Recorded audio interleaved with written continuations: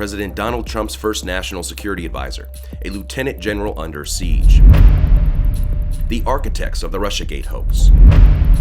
High-level spooks infiltrating and sabotaging to protect the new Osama bin Laden while paving the way towards impeaching a president. The law enforcement agency, ridden with conflicts of interest, serving criminal agendas. In this investigative series, we will present who these powerful groups are, the key figures within them, how these groups are working together under a common interest, how the media is complicit in these operations, and the one thing these groups all have in common.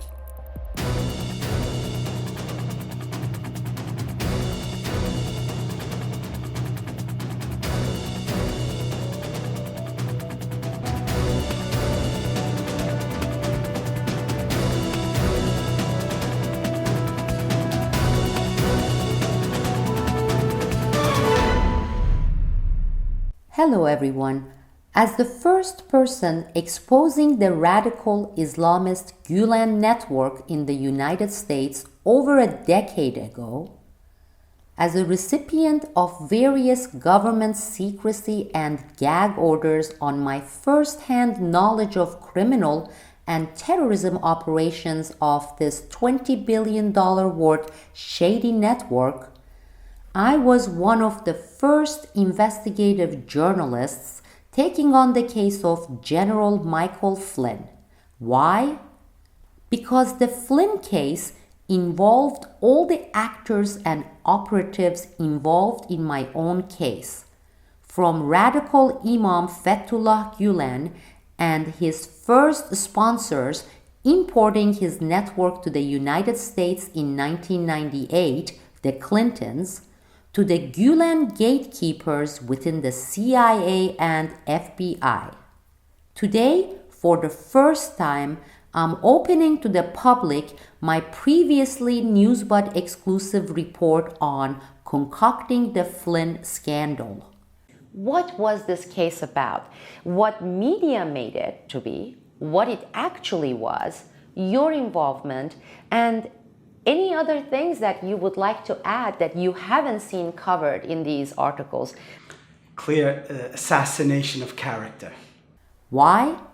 With the coming sentencing trial in General Flynn's case, scheduled for December 18, 2019, this is one more attempt to alert the public and bring attention to this conspiracy, casting a dark stain over Americans' integrity, lowering our nation's national and international standing. With that, I present Gulen and Concocting the Flynn Scandal, a Clinton CIA FBI conspiracy. President Donald Trump's first national security advisor, a lieutenant general under siege. The architects of the Russiagate hoax.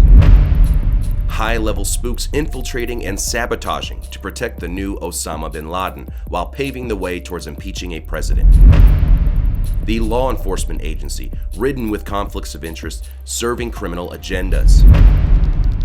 In this investigative series, we will present who these powerful groups are, the key figures within them, how these groups are working together under a common interest, how the media is complicit in these operations, and the one thing these groups all have in common.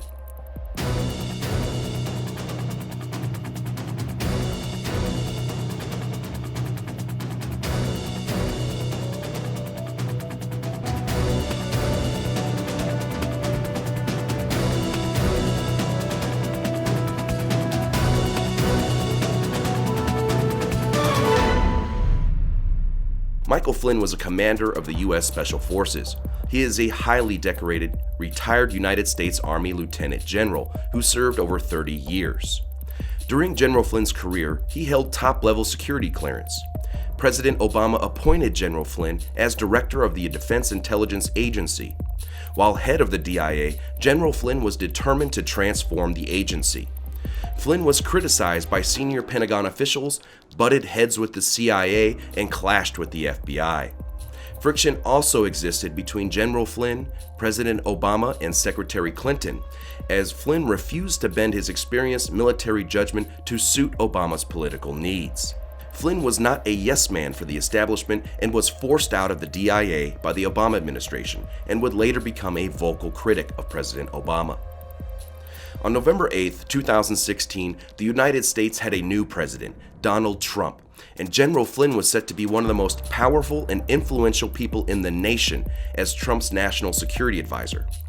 On the day of the presidential election, Lieutenant General Michael Flynn wrote and published an article and became the first public official to go on record and blow the whistle on the notorious radical Islamic leader and his global network headquartered in the United States while being protected by powerful politicians and government agencies. Flynn appropriately called Mullah Fethullah Gulen a terrorist, that his vast global network has all the right markings to fit the description of a dangerous sleeper terror network, describing Gulen as the new Osama bin Laden. Little did he know how deep the tentacles of this nemesis went or the powerful deep state players he was taking on. In this investigative report, Newsbud secured a tell-all exclusive interview conducted by Newsbud's founder and former FBI whistleblower Sibel Edmonds with the man at the center of the Flynn scandal, who has been accused of being a conduit for the Turkish government. It seems like the script has come from the above, and whether it's Wall Street Journal, whether it's Daily Caller, whether it's New York Times, they all have been using exactly the same lines, the same statements, accusing General Flynn of making these undeclared dealings and not later declaring with the Turkish government. And to bolster their case, they have been using your name, your relationship, and this issue of some $10,000 payment to General Flynn that he should have declared as a lobby fee. And I haven't seen really any articles out there or any news coverage, whether it's video or articles, that has presented General Flynn's side, or your side, or any of the other parties these articles have been pointing finger at. So this was the main reason we wanted to come here to New York City and give you an opportunity and say, let's hear, because stories are supposed to be reported as with all the sides involved. So we wanted to have this opportunity to sit with you and have you present your case. What was this case about? What media made it to be, what it actually was, your involvement, and any other things that you would like to add that you haven't seen covered in these articles? Clear assassination of character, number one. Number two, as far as Newsbud, through multiple exclusive interviews with top experts and documents, exposes the deep state players involved in concocting the Flynn scandal and Gulen Gate. How these interests and groups colluded and conspired and used their media tentacles to bring down a national security advisor, and how this operation is geared to pave the way to impeach the Trump presidency. Newsbud presents Concocting the Flynn Scandal. Clinton, CIA, FBI conspire and collude in a coup against Trump. Following the publication of Flynn's article, a series of events took place that ultimately brought down the newly elected president's top advisor, setting the stage for an impeachment coup against President Trump. 3 days after Flynn's article came out, Chuck Ross wrote a piece for the Daily Caller accusing Trump's military advisor of lobbying for an obscure company with ties to the Turkish government. In this article, Ross alleges the Dutch company's owner has direct connections to the Turkish government, as a result accusing Flynn of working for the Turkish government. Neither Flynn, the Trump administration, the Turkish government, or the company in question provided any comments. Only 5 days later, the Daily Caller's Ross concocted another hit piece targeting Flynn and Turkey's Erdogan. In this article, Ross alleged that Flynn had received $10,000 from a Turkish lobbyist connected to the Turkish government and related to Turkey's President Erdogan. He did so without providing those he accused the opportunity to comment. This story went viral and was circulated throughout the media. On November 30th, the Justice Department notified General Flynn he was under investigation for his alleged Turkish lobby work. Newsbud's Sibel Edmonds and production crew traveled to New York City to interview the man at the center of this controversy, investment banker Ibrahim Kurtuluş. Here are some segments of that exclusive interview. For more extensive, in-depth coverage of this interview, stay tuned. Why the media actually specifically saying that was your check, came from your checkbook, and you wrote that? Yes. I like to emphasize again that this check, which is only a matter of record now as of August 3rd, 2017, came from Mr. Phi Pak himself through his family foundation. Then the Daily Caller, which is an internet web portal, a guy by the name of Chuck Ross. This gentleman did the most damage to me. This gentleman turned my life and my family's life upside down. I read that article. It was terrible. I don't wish it on anyone, my worst enemy, on what has happened. Did he contact you before he wrote the article? There was not one individual in the United States that contacted me, even though the Associated Press and every one of them copy and pasted said that they tried to reach out to me, that I didn't return any phone calls. Now, as a banker, I'm a licensed banker. All my information is public. Where I work, my phone numbers, it's all public information. If you do enough digging, you could get my cell phone also online. Let me get this straight. This is a major, based on what they're reporting, incorrect, on a national security advisor pick for President Trump. And they run this story with these claims. And they are not even saying is alleged or claims. They are reporting it as fact, that it's your check, you wrote it, and especially this Daily Caller piece. And no one contacted you before running this piece, or emailing you, or calling you on your cell phone or your home phone saying, we are running this story, what is your comment? This was a complete attack on my character, my family, my livelihood, my business, all of the above. No one contacted me. The Daily Caller, on top of this news, what they did was the greatest damage to me. They labeled me as a cousin to Recep Tayyip Erdogan. They labeled me as an operative of the Republic of Turkey. They labeled me as working for Republic of Turkey. And this guy never bothered to even call me. Where did they even get it? Are you related to the president of Turkey, President Erdogan? I'm not related to President Erdogan at all. I've never been to Ankara at all. I have more connections to the South Korean government and the South Korean people. I have more connections to the state of Israel than I do to the Republic of Turkey. Newsbud has made multiple attempts to contact the Daily Caller's Chuck Ross seeking comment. Ross has not responded. Just a few months later, the attacks on General Flynn escalated when the Clinton-appointed CIA Director James Woolsey went to the press and accused General Flynn of conspiring to kidnap Gulen from his home in the middle of the night and send Gulen back to Turkey, not honoring the extradition process. Woolsey claimed he attended a meeting where this plan was being discussed.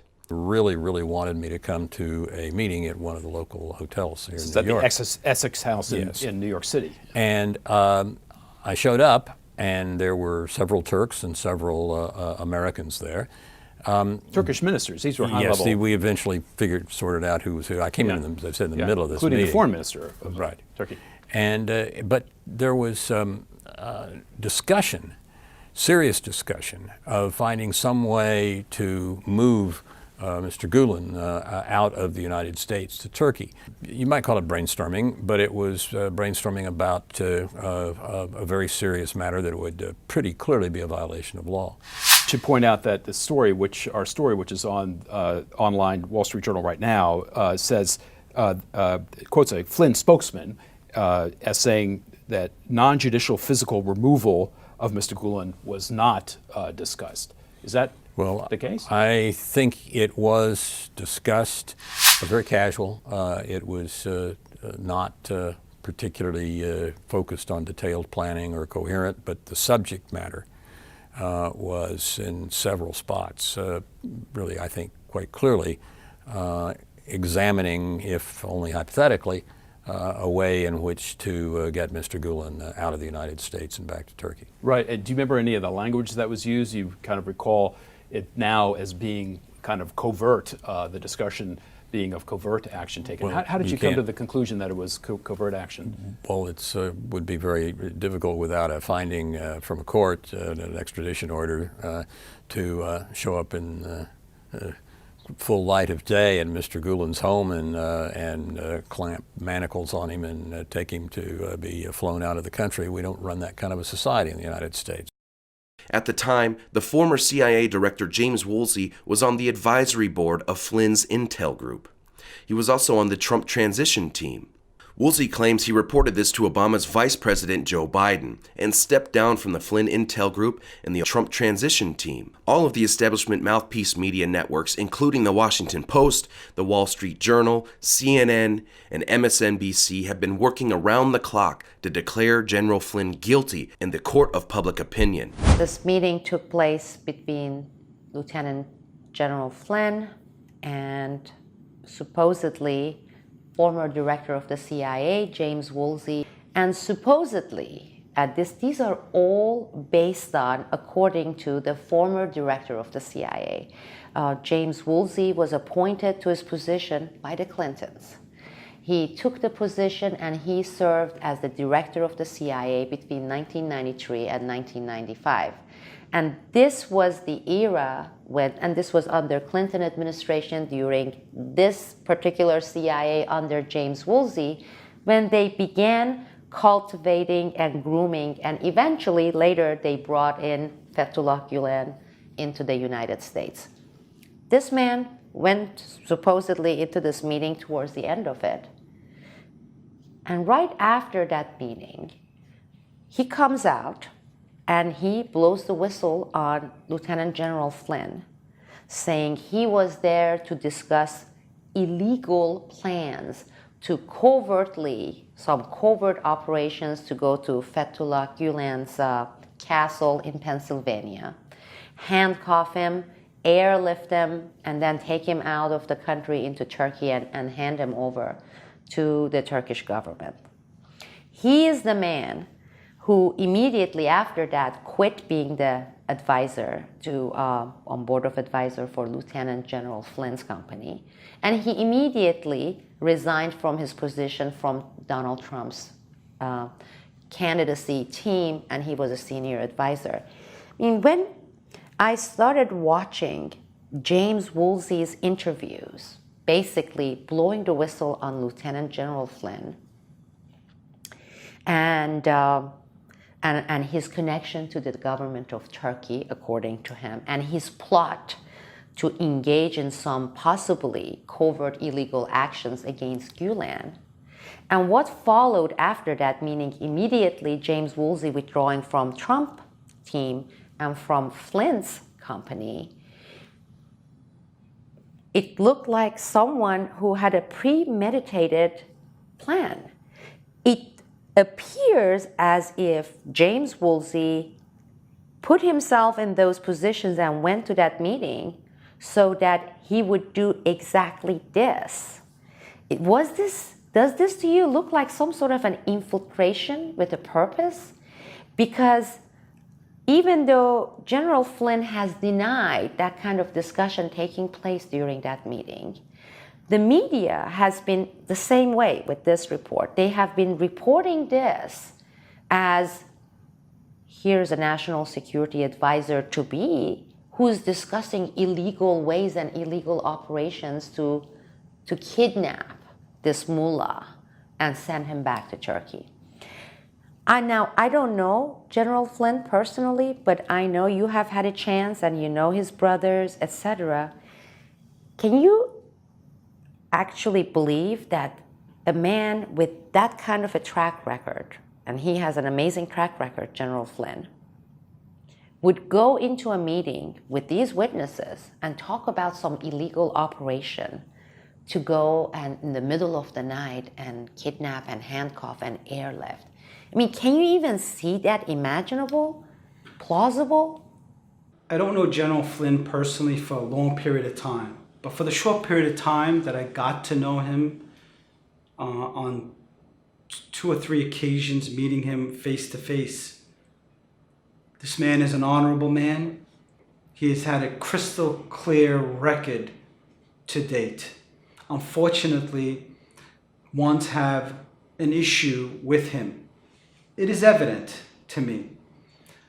The smear campaign, looking to delegitimize him, to assassinate his character, and someone has to be the scapegoat, it looks like to me, and they're pointing the finger at this honorable man.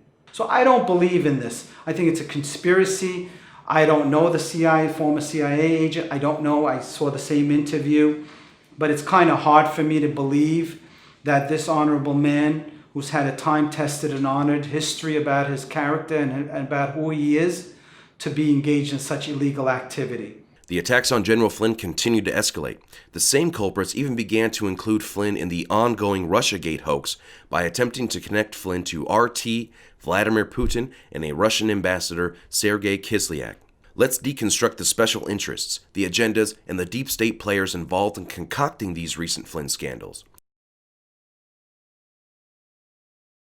Considering all of the attacks and the investigations on General Flynn began right after the article Flynn wrote on Fethullah Gulen. Let's begin with Gulen. So who is Fethullah Gulen? Well, that depends who you ask.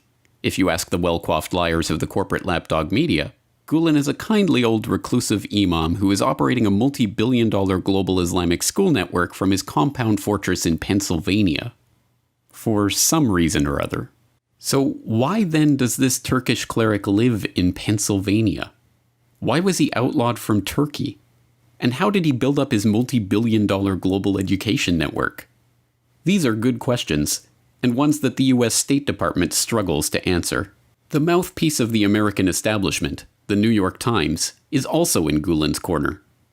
They just gave him 900 words in the front section of the paper to declare his innocence in the recent coup, denounce President Erdogan as a dictator, and promote his Hizmet movement to credulous Times readers. And then there's Graham Fuller, a former vice chairman of the CIA's National Intelligence Council who is best remembered for penning a memo that, according to the New York Times, later became the basis for the Iran-Contra scandal. Immediately following the coup, he wrote an extended defense of Gulen and his movement in the Huffington Post, stating, "I believe it is unlikely that Gulen was the mastermind behind the dramatic failed coup attempt against Erdogan last week." So why is this former CIA official defending Gulen?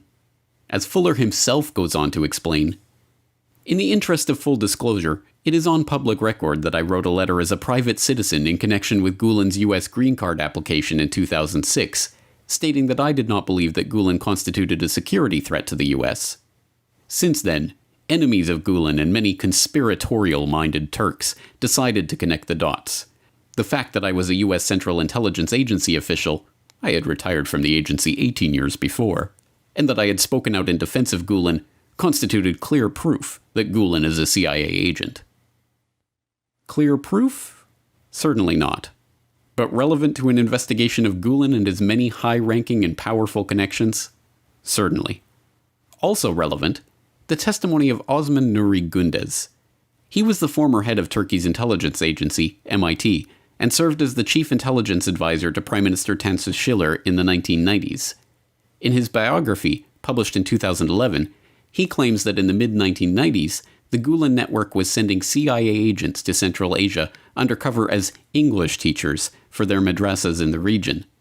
According to Gündüz, Gulen sheltered 130 CIA agents this way at its schools in Kyrgyzstan and Uzbekistan alone. Another relevant dot on this trail involves Nasip Hablamatoglu of Ankara University, who made headlines in January 2001 for writing a report that was submitted in an Ankara courtroom where a hearing on Gulen was taking place.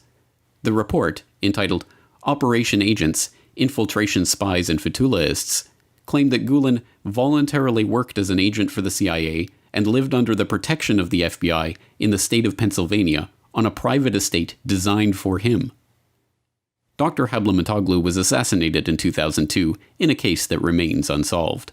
Professor William Engdahl is an award-winning geopolitical analyst and best-selling author who has written extensively on Fethullah Gulen. I would say, if I would characterize the Gulen movement, other than the jihadist networks of terror that were created by the CIA through Saudi intelligence and Osama bin Laden. The Gulen network is probably the single most important post-1950 operation of the CIA worldwide. It stretches into western China, Xinjiang region, where all the oil and gas pipelines flow, and the Uyghur people who call themselves East Turkestan Liberation Movement, financed by Gulen movement money. It goes all the way through Central Asia, down into Turkey, and then the charter schools of Gulen are all across the United States, thanks to the Obama administration and Hillary Clinton's love for the Muslim Brotherhood and such organizations. So they get U.S. taxpayer monies to set up brainwashing schools across the United States to create new cadre for jihadism.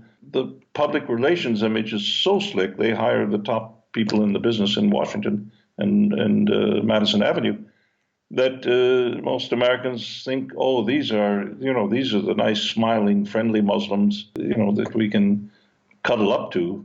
They're not these crazy Wahhabites like in Saudi Arabia, where if women drive a car, they get shot at by a fanatic, even though they recently got the license to drive, but see how much that's worth.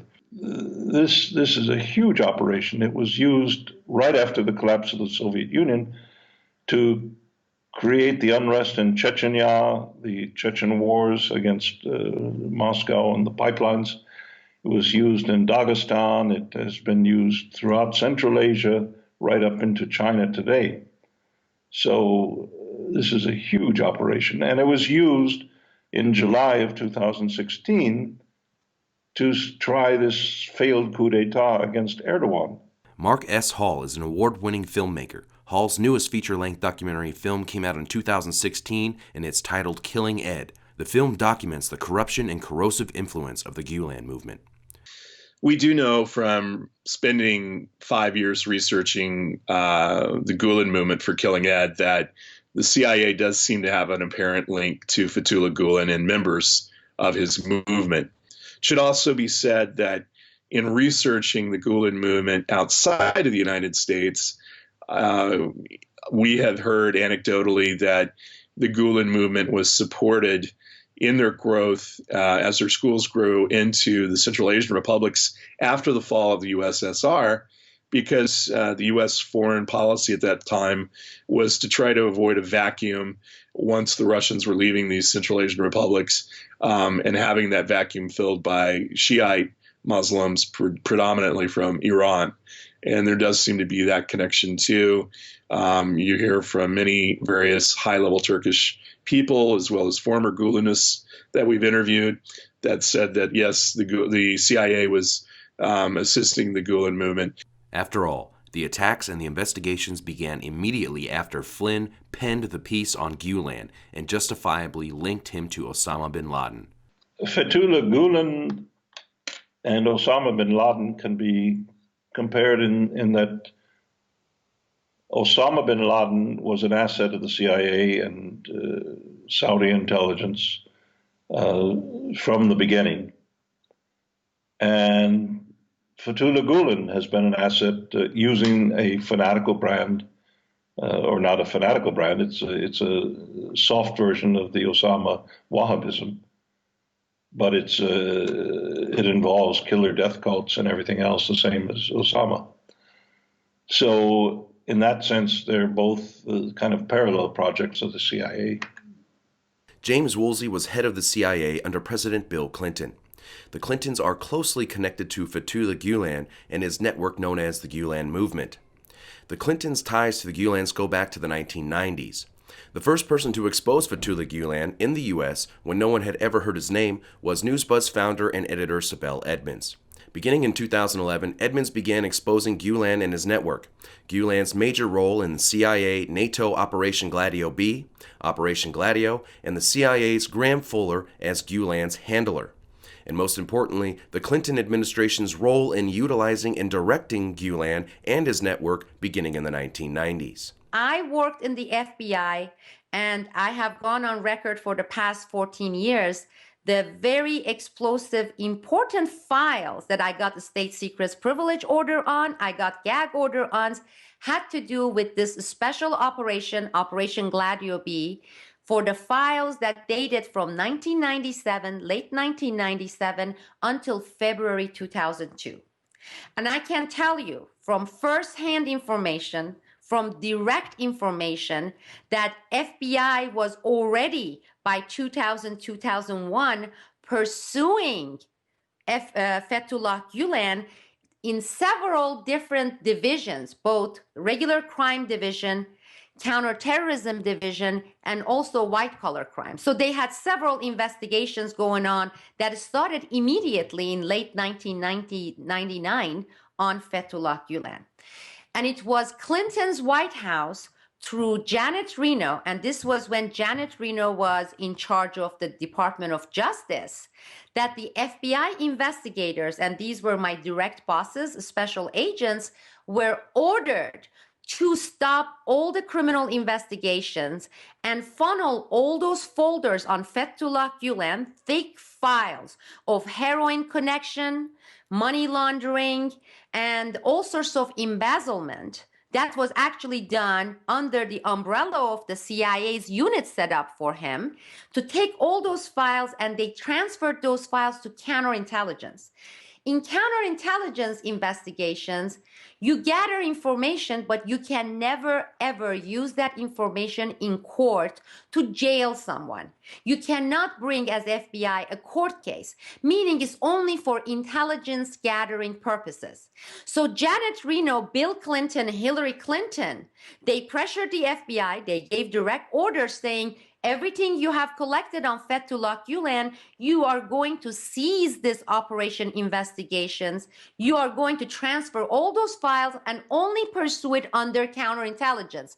Meaning, Bill Clinton, Hillary Clinton, they gave this guy and his criminal activities in the United States immunity, blanket immunity. They actually stepped in and saved this terrorist, this criminal, this heroin operator. And this happened on Bill Clinton's watch. The Clinton administration, Bill Clinton as president, facilitated this Gulen case because a highly controversial case where a NATO country wants extradition of one of its citizens from the United States would not be treated as a light matter. So the president would have to have weighed in. And we know the predilection of the Clinton family for working with Muslim Brotherhood networks, certainly in the Arab Spring when Hillary Clinton was Secretary of State. Gulen, if you will, is a Turkish branch of the Muslim Brotherhood. It's the best way to understand what his network is.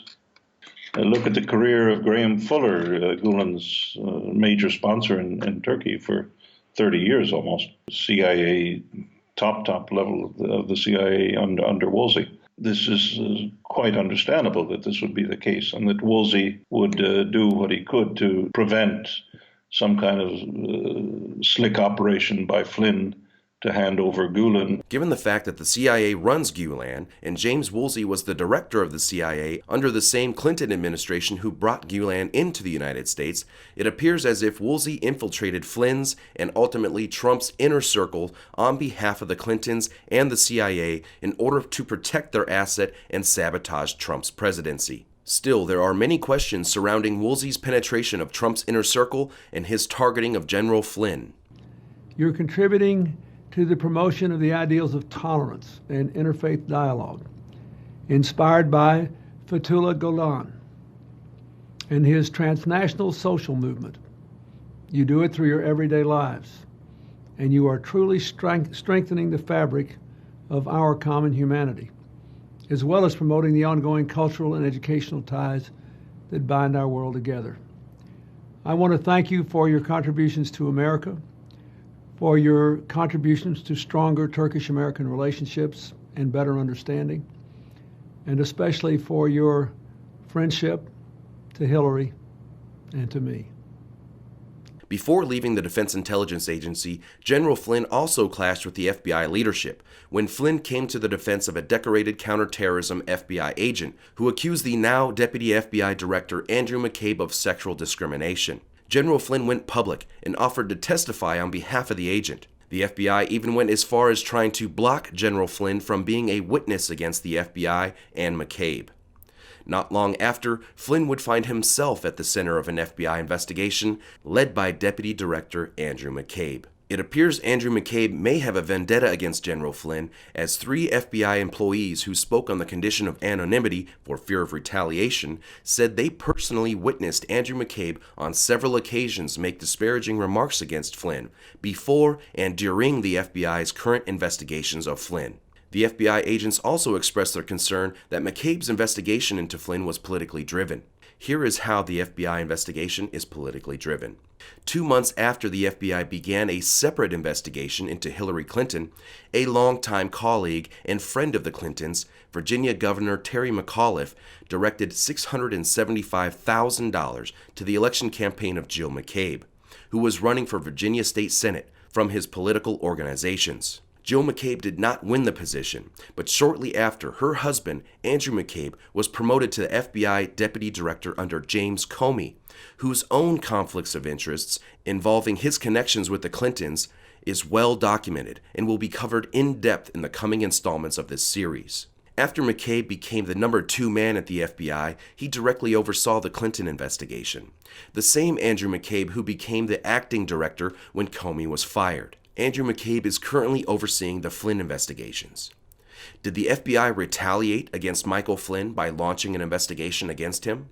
Former FBI Director Robert Mueller is head of the special counsel investigating the Trump administration for possible Russian collusion in the presidential election, which includes General Flynn. Ironically, Mueller was the FBI director who was involved in the state secrets privilege case invoked against Sibel Edmonds, geared towards covering up criminal and terrorism cases involving Fethullah Gulen in Operation Gladio B. While the connections between the Clintons and Fethullah Gulen, and the Clintons' role in bringing Gulen into the United States under the CIA have been documented in this expose, the connections between the Clintons and Gulen run much deeper than that. Members of the Gulen movement have donated hundreds of thousands, if not millions of dollars to the Clinton Foundation and Hillary Clinton's presidential campaigns. The common thread of all the involved players in concocting the Flynn scandal, from the FBI's witch hunt to the former CIA director's leak and the one-sided mainstream media coverage, all connects back to the Clintons. It certainly appears that the political enemies of the Clintons have been the main targets of these investigations in an attempt to ultimately have Trump impeached. He has been protected from very, very high places. I would say not even, much higher than even the political figures we talked about, whether it's some councilman in New York, etc. And that is, you're looking at the people who vouched for this man to get his green card. They were the CIA people. You're looking at Graham Fuller. You're looking at Mort Abramowitz. Why would he be given such immunity and in many ways supported by the United States government's covert intelligence agency, the CIA? Well, I'd like to bring a document to your attention. This is from the Homeland Security. Reporter at Homeland Security, his name is David Spaldinger. This is Gulen's green card number, Fethullah Gulen, case number 207CD02148-SD, document 47-4, filed October 14, 2008. This is from Homeland Security. And here's the actual document. This is public information. Anyone can extract this and read. On page 7, on this actual Homeland Security, this is Homeland Security, see? That's the Homeland Security. On page 7, this reporter who interviews this radical Islamic cult movement head, Fethullah Gulen, he says, the reporter indicates radical Islamic cult leader Fethullah Gulen of the so-called Turkish cultural centers, they have these cultural centers, he says the following: has had contacts with terrorists or other persons of interest. If I yelled Allahu Akbar right now, maybe 30 billion cop cars would come to arrest me. right now, here in New York, if I yelled Allahu Especially here in Akbar, New York. how is it possible that Homeland Security's agent documents this in its actual format, in a document, saying that this guy had some type of contact with terrorists, and no one's doing anything about it? Why are you telling me, see something, say something? I'm an activist. My kids are growing up on Staten Island. My kids are growing up in this great land of America. Well, I'm bringing this to the attention of many politicians. Every one of them mute. My local congressman, Congressman Donovan, Dan Donovan. I brought this to the attention of Peter King, who's on Homeland Security Committee. Nothing, no movement. I have brought it to my borough president, James Otto. James Otto told me, Ibrahim, don't bring the matters from over there to here. I'm like, borough president, it's already here. It's your duty to protect us here in the United States. It's your duty to protect Staten Island. Just read what I'm giving you. One of the most frightening things that I found in making Killing Ed is the strong connection now in the United States between the Gulenists and Fethullah Gulen, the imam who lives in Pennsylvania openly, and our political system. And you'll see that the Gulen movement has infiltrated, if you want to call it that, our local governments, our journalists in many occasions, our academics. But the political class in many cases has taken campaign donations. They've taken many what we would call free trips to Turkey in the film. And all of this largesse has built a very strong political support for the Gulenists in the United States. We learned not too long ago that over $1 million had been given to the Clinton Family Foundation by a number of followers of Fethullah Gulen who are operating businesses both here and in other countries. It's also something that I have heard anecdotally that many hundreds of thousands of dollars were given to the Hillary Clinton election in 2016. So they've become very friendly with our politicians. They've become very friendly with journalists. And it's very difficult, for example, to get a very critical article about the Gulen movement written in the media, daily press, newspapers around the country. They don't seem to want to look beyond an argument between Fethullah Gulen and the current president of Turkey, President Erdogan. These large media companies are not looking at how the Gulen movement is affecting the average American. Every morning I take the train on Staten Island. Every time when it pulls into the Staten Island ferry, the speaker announces, see something, say something. They're asking me if I see something that I should say something to protect our homeland, to protect where we live. I am saying something. There's a terrorist in the Poconos. Nobody's doing anything about it. Why? Because people like Councilman Joe Borrello in Staten Island, New York City councilman, they are being financed by this radical group, and their eyes are closed to anything that's around them. Why? Because their campaigns are being funneled this capital, which is actually money laundering, because they're money laundering out of taxpayer monies from the charter schools, passing in cash through their foot soldiers, and those foot soldiers are the ones who are writing the checks to these politicians. Can you believe this? Our politicians are being bought by radical Islamic cult movements, and talking to them is like talking to a Berlin Wall. Here are some of the telling excerpts from the exclusive interview with Ibrahim Kurtuluş, a New York investment banker who found himself in the middle of the Flynn siege. If I may, I'd like to just take a step back and begin with how I was affiliated with, my relationship began with him. General Flynn is brothers of 9 together, the total 9 brothers. The youngest one, Joseph Flynn, I've known him for a little over 13 or 14 years. And he and I were involved in a company that had a dollar and a dream, that wanted to go public. And I knew nothing about the Flynn family at that time. I knew nothing about Joe Flynn at the time, and we just had one common interest, is to fund this particular company that had zero sales, and it had a dream to become a very large player in the sector, in the healthcare space, that back office healthcare space. And I helped raise it a little over $5 million. Today, this company will generate over $80 million, creating American jobs from the East Coast to the West Coast. And it's very successful. And every time Joe would come to my office, as time went on, to discuss the prospects of the quarterly reports and to discuss what they have reported within the quarter. And after those discussions would be over, he and I would immediately jump into geopolitics. It would be like a magnet for both of us. We would find ourselves debating and picking each other's brains about the Middle East, Asia, but more importantly, a country that was really affiliated to my life and connected to my life, my mother's homeland of NATO ally of Turkey. And he would tell me, well, I have one or two brothers in the military, and they serve in that part of the world. And we just, when we were kids and growing up at the kitchen table, that's all we would talk about is geopolitics.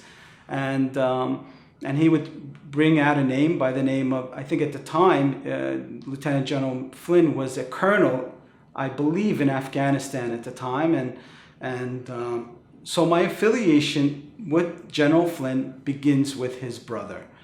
And throughout the years, this relationship with Joe Flynn continues.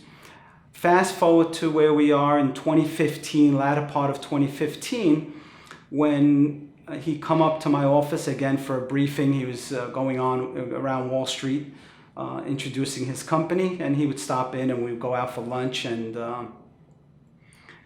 he would say to me that, he says, Ibrahim, it's coming time for you to get to know more and perhaps have a relationship and to talk with General Flynn. And I said, sure, so he solicited me on the importance of perhaps maybe educating more General Flynn about the importance of Turkey, or letting him know about my views of my geopolitical feelings. So I never solicited him, but he solicited me to meet his brother. So I did. I was willing to do that. And he introduced us via email sometime in December or January of 2016, I think. I may be wrong with the dates, but the first introduction was via email.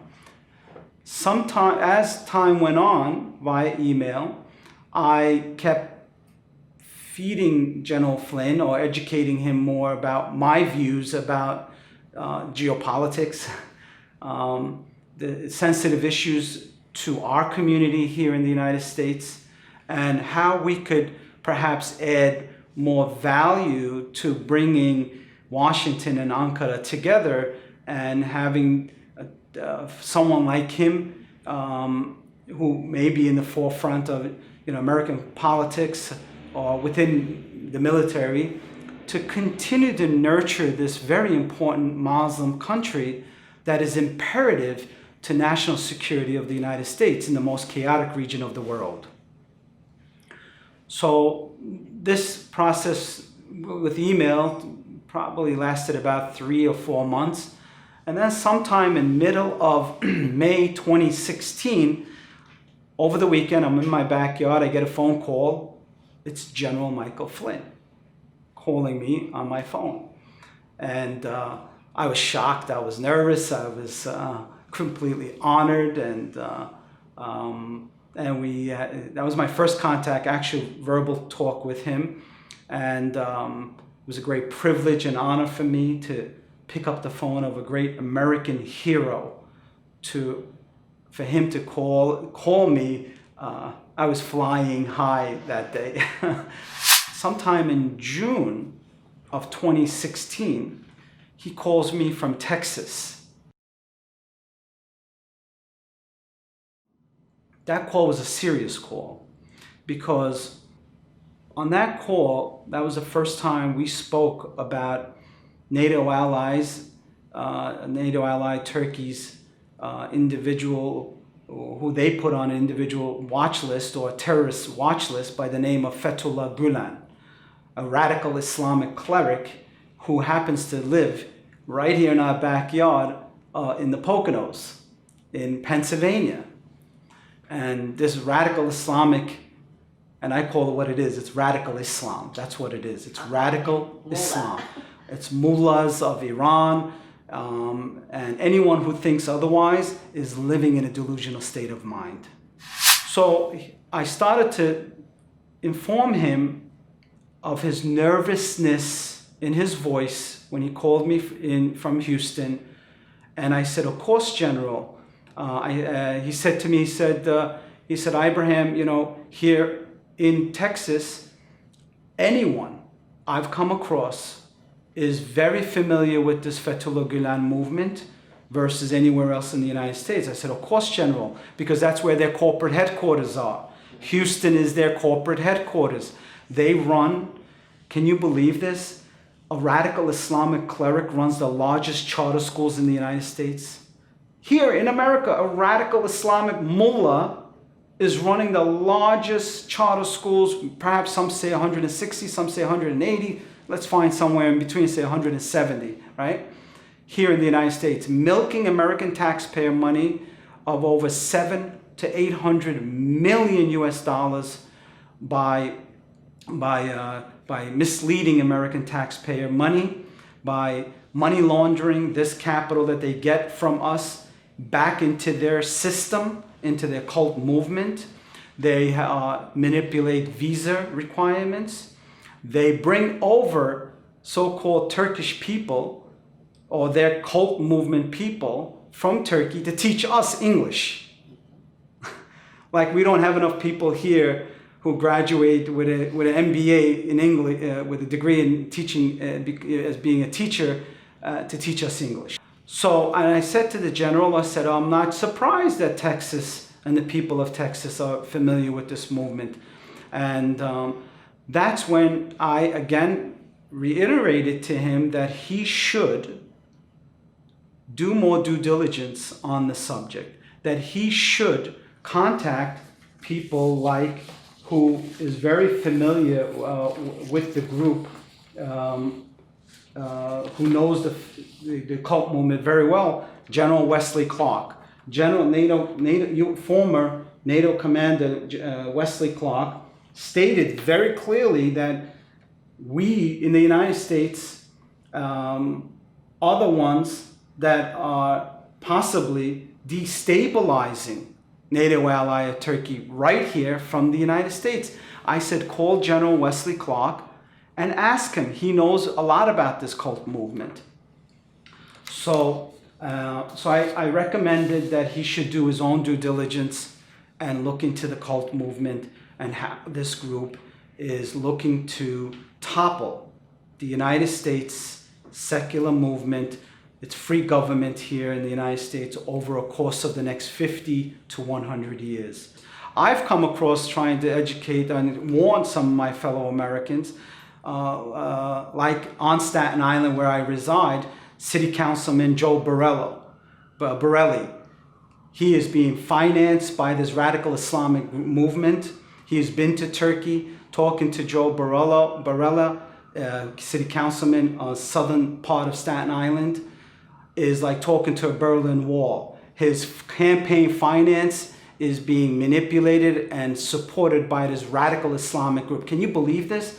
Our politicians are being bought by radical Islamic cult movements, and talking to them is like talking to a Berlin Wall that doesn't exist. How did they end up with these documents and made this story and reported this story using your relationship with General Flynn, Lieutenant General Flynn, and the so-called check that was involved as indisputable proof of General Flynn being tightly connected to the Turkish lobby and the Turkish government? How did that come about? From the time of the coup to before the election, the then candidate Trump also was talking of a lot of issues pertaining to American interests as far as free trade and as far as America paying the bill for security in the Gulf of Mexico, Gulf of in the Middle East, and of course in Asia. And one of the issues that always kept popping up was South Korea. South Korea, as you know, we have a little over 60,000 American active soldiers on the border in South Korea. And the war is not over there, by the way. There was never a declaration of war, of peace signed between North Korea and Korea. So most of my friends in the Korean community, in the Korean American community here in the United States that I would go to dinner with or take part in their events, would have this concern that the new administration would be possibly pulling back support of South Korea and maybe not supporting it as previous administrations have done. So that this created a lot of great concern of the static and the rhetoric per se coming out of candidate Trump's mouth at the time. So one very good friend in the Korean American community, as he and I are just having dinner, and I said, maybe we could do something about the concerns in your community, and perhaps maybe in Seoul, where I could introduce you to a friend of mine that maybe, just maybe, could be in the next government in Washington. And I said, his name is Lieutenant General Michael Flynn. And I'd like to make a note that at the time, General Flynn was not in government at the time. He was a lobbyist. He had a legitimate company. He would give speeches throughout the United States and throughout the world. And so I said to him, I said, if you're interested, I could try to reach out to him and invite him to an event where you could have a lot of Korean Americans come in, and he could give a speech about why Korea matters. What is the importance of Korea for national interest of the United States in the Korean Peninsula? And my Korean friends loved it. They said, can we do that? I said, there's no guarantee, but I'll reach out to him and see if we could organize something. And that's what happened. I reached out to his son, Michael Jr., and I said, I have a group that is of Korean background and their roots go back to South Korea, and they're anxious and nervous about a possible Trump administration coming in and cutting ties or cutting support of American support in South Korea. And I said, would your dad be interested in giving a speech about why Korea matters? And he said, absolutely. And the general is very familiar of the area, and I've gotten to know that he is a walking encyclopedia of national threat and threat in the Middle East and, of course, in the Korean Peninsula. So after time went on, we were able to identify a date and a location at the Republican Women's Club at Rockefeller Center. And the day was set, time was set, and for his time, the Korean American community would have to pay for his time. Right. And there was a fee of $10,000 that was mentioned. The Korean Americans agreed to this.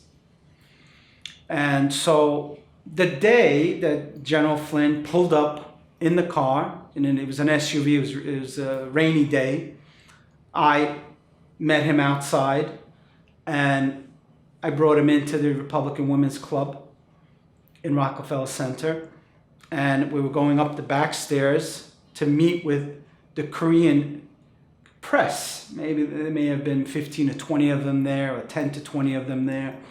And as we're going up the back stairs, Mr. Phi Park, who was a very successful Korean American businessman, So he, through his foundation, Phi Pak Family Foundation, wrote a check for the general's fee. And before the general got there, he gave it to me because I was the conduit who put the meeting together.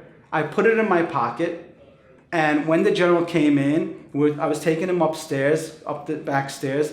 I handed the general the check myself, personally. I took it out of my pocket. I handed it to him.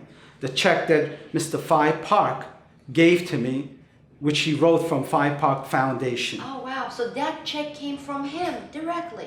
Directly from him that day, that morning, from him. He gave it to me because I was going to meet the general outside, and I figured I'd just give it to him before the event began. I don't want to interrupt you, but why the media actually specifically saying that was your check, came from your checkbook, and you wrote that check? Yes. I like to emphasize again that this check, which is only a matter of record now as of August 3rd, 2017, came from Mr. Phi Pak himself through his family foundation. And why the media ran with this without checking with me was because a document by the name of through the United States Government and Ethics Committee, a form called Form 278E. This is an actual legal document where you have to indicate, if you are a lobbyist, where you get your income from, right? And you indicate the name of the corporation or individual and the event and how much you got paid. So this is an actual legal document that all lobbyists have to file to report their income. Sure. Right. So the original filing, this is the amended filing. The original filing came, I think it was in, I'm not sure if I remember correctly, maybe in January or March of this year, or maybe it was in the third. I think it was in the fourth quarter. I apologize. Fourth quarter of 2016, when the first filing came out that General Michael Flynn put out. And on this filing, it was released by the White House. Right. It was released by the White House. And this was released, I believe, on a Saturday afternoon around 1 o'clock. And by 4 or 5 o'clock, I had picked up my daughter from a Turkish weekend school called Atatürk School. And my phone just kept lighting up like a Christmas tree. People in my community, my family, my wife, friends in my community saying, Ibrahim, you're on, I just read your name on the New York Times, on the Washington Post, and Time Magazine, and you're on CNBC, and you're on CBS News. And I'm driving, and I'm saying, "Excuse, what are you talking about? What news? What happened? I'm coming back from school. I don't know what's going on." And they said, "Well, it's stating, the news is stating," and this was on nightly business reports and public television, and the original story was run by Associated Press. All the others that I mentioned copy and pasted whatever the original story was, that I, a Turkish American and a former affiliate of the Assembly of Turkish American Associations it's a civic group down in Washington, which at one point I was an advisor to its president, and they said that I paid General Flynn $10,000, and they said. Also, after the AP ran the original news, then the Daily Caller, which is an internet web portal, a guy by the name of Chuck Ross. This gentleman did the most damage to me. This gentleman turned my life and my family's life upside down. I read that article. It was terrible. I don't wish it on anyone, my worst enemy, on what has happened. Did he contact you before he wrote the article? There was not one individual in the United States that contacted me, even though the Associated Press and every one of them copy and pasted said that they tried to reach out to me, that I didn't return any phone calls. Now, as a banker, I'm a licensed banker. All my information is public. Where I work, my phone numbers, it's all public information. If you do enough digging, you could get my cell phone also online. Let me get this straight. I mean, this is a major, based on what they're reporting, incomplete, incorrect, on a national security advisor pick for President Trump. And they run this story with these claims. And they are not even saying is alleged or claims. They are reporting it as fact, that it's your check, you wrote it, and especially this Daily Caller piece. And no one contacted you before running this piece, or emailing you, or calling you on your cell phone or your home phone saying, we are running this story, what is your comment? This, I know the mainstream media, they are what we refer to as the fake news, and they have basically no reputation left. But I have to say, just to cover yourself legally, okay, because you're looking at defamation case here, and we are talking about media organizations with budgets of hundreds of millions of dollars, with legal department. I just can't imagine how they would even take a chance with defamation suit, legal challenges, by not fact-checking a story and requesting a statement comment from a person whose name they are running there. I mean, this is, am I correct that this is what they did? It was a very difficult time in my life. It was very painful. Anyone who knows me and who's been associated with me, I'm an honorable man. I'm very active in my community against drugs, against crime. My number one intent is to do upon to others as you want done upon to you, unto myself. I work hard for my family, and this is who I am since the time I remember being conscious about who I am. This was a complete attack on my character, my family, my livelihood, my business, all of the above. No one contacted me. Now, respectfully, I must say, the document that was released was a legitimate document. It was released by the White House. This is the amended document. Yes. It was released by the White House. So here's Ibrahim Kurtulis out of Staten Island, a nobody, versus the White House.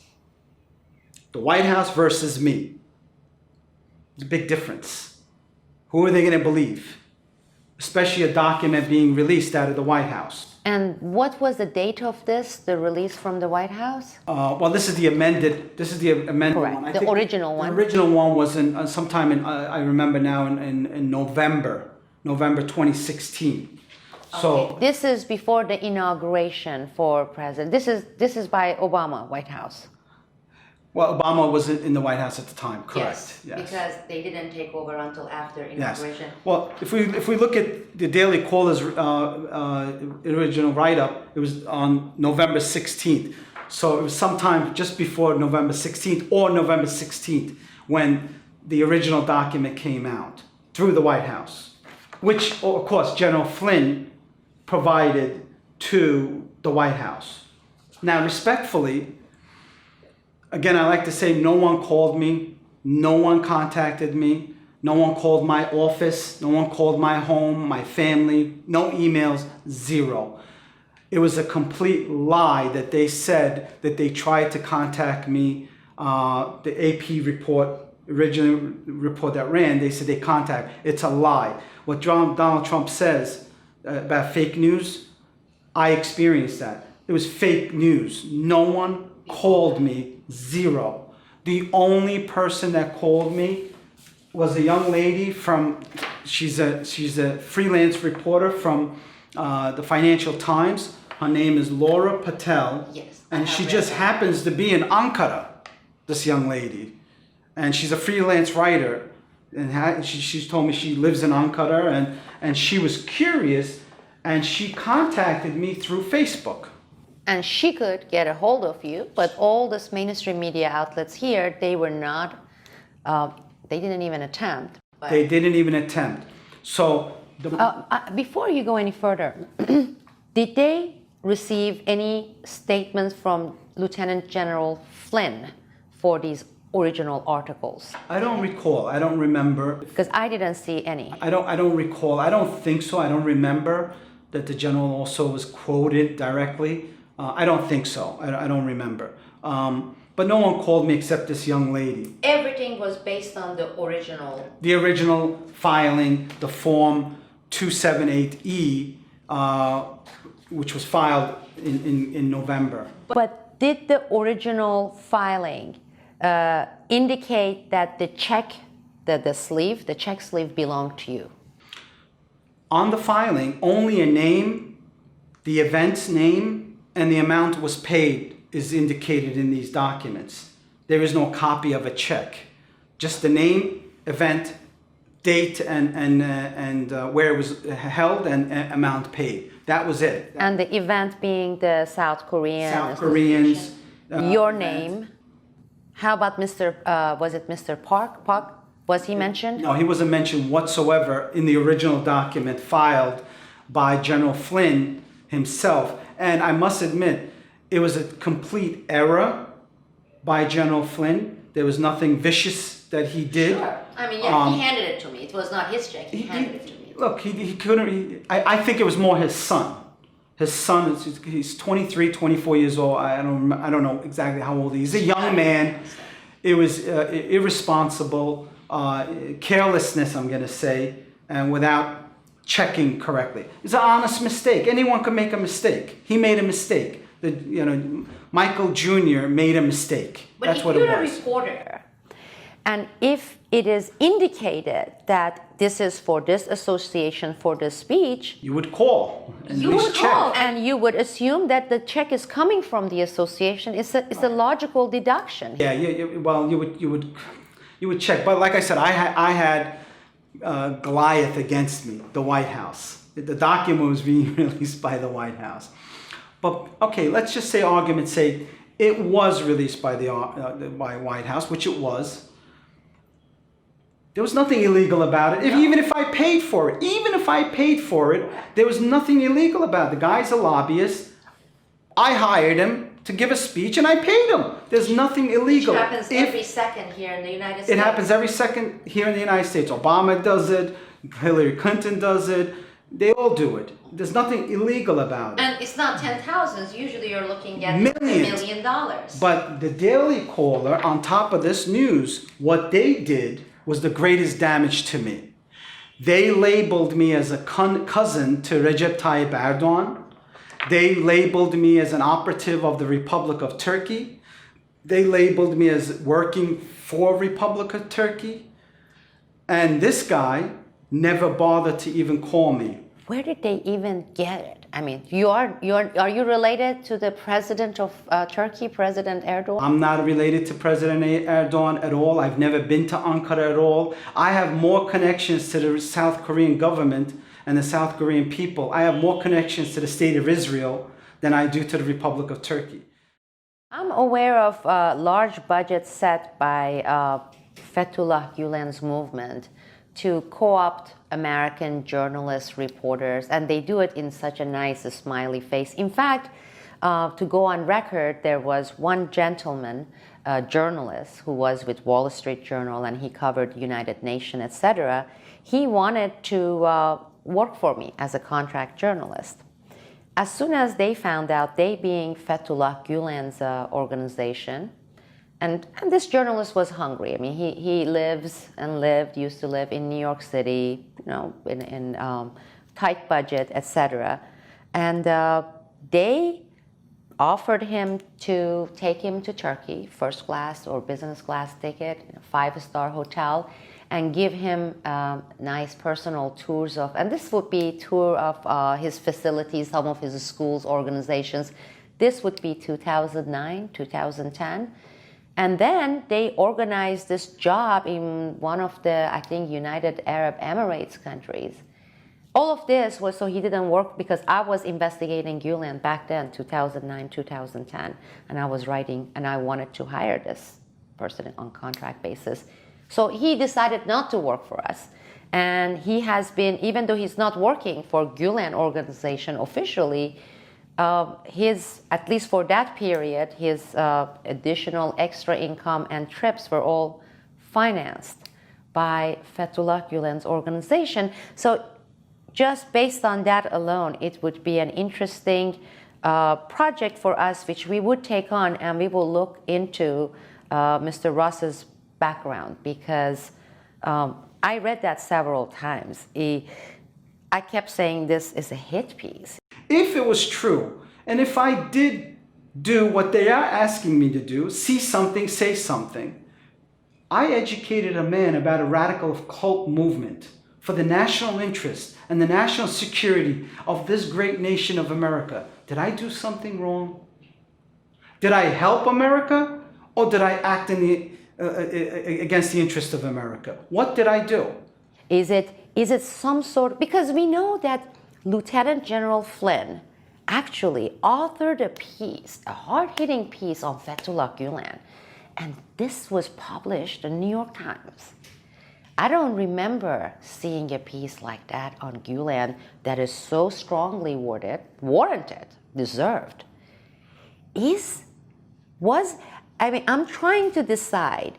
I see this as a major hit job, and we're going to talk about some of the details of that, including what they have done and damage and try to defame you with false information. But when I'm looking and trying to identify the culprits in this, saying, okay, that strong piece on Fethullah Gulen would bring the wrath of the Mullah Gulen and his network. They are $25–30 billion worth. They're powerful people. They have the media in their pocket. Were they the main culprits behind it, possibly? Or is it possible that this is part of the hit job concocted by the people who concocted Russiagate? And for that, I'm looking, and we are looking at the Clinton front and and the whole rivalry between the Trump group and the Clintons group, and their way of trying to delegitimize the popular elected president, and also trying to further this shenanigan that they have started as Russiagate? Or is it possible that it's a combination of the two? Because as we know that Fethullah Gulen is closely linked to Clinton foundations and the Clintons. And between that angle of Fethullah Gulen not wanting someone like Lieutenant General Flynn in the White House having President Trump's ear, and Clinton's front, are we looking at a collusion conspiracy that is being concocted and delivered by their tentacles, being the mainstream media, because we know who controls the mainstream media? What is your opinion? I mean, how I know you have had tons of time to think about it, reflect, trying to figure out who is behind this, or who are, as in plural. Well, here's a New Washington Times article. When the moderate masks a radical agenda, the Gulen movement remains the threat to the United States and Turkey. That's Washington Times. This is the Washington Times. Times. Conservative Yes. publication, which basically is saying the opposite of New York Times. Correct. So there's no doubt in my mind this group has portrayed themselves in a Trojan horse. This group is in a Trojan horse with a sinister type of motive. So they have built great relationships from media to the halls of power. So were they behind also in looking to delegitimize the Honorable General? I have to believe so.